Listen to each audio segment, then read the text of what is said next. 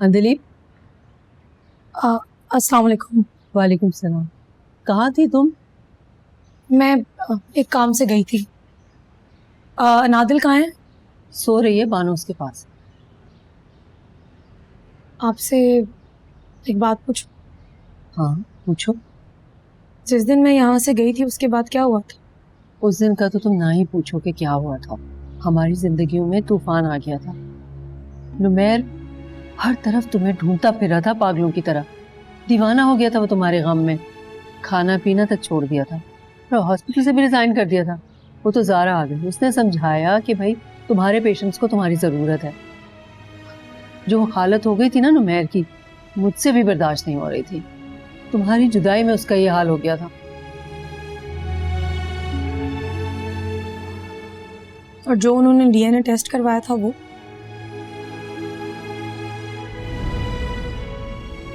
US के doctor ने उसे बताया था कि वो बाप नहीं बन सकता, मगर तुम्हारी मोहब्बत ने मौजज़ा दिखा दिया।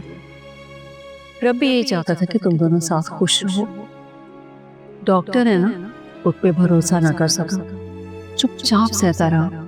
एक लफ्ज भी किसी से नहीं कहा उसने।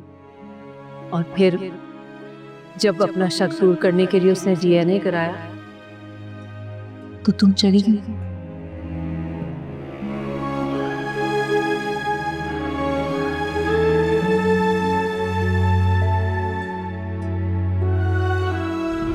उसकी रिपोर्ट उसने कभी नहीं ली। उससे गलती जरूर हुई थी।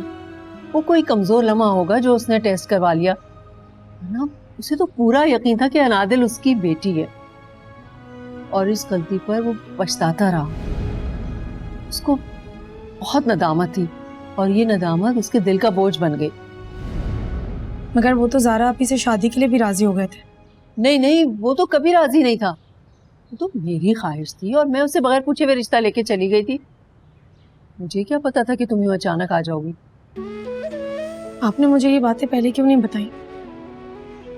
तुमने कभी मेरे साथ बैठ के तसल्ली से मुझसे पूछा ही नहीं। जब से आई हो खफा ही हो। अब आज तुमने पूछा है तो मैं तुम्हें बता रही हूँ। मैं तुमसे बेहद मोहब्बत करता है। मैं उसकी माँ हूँ, अच्छी तरह से जानती हूँ कि वो तुम्हारे बगैर खुश नहीं रह सकता। और अनादिल पे तो वो अपनी जान छड़कता है, बहुत अजीज है उसे।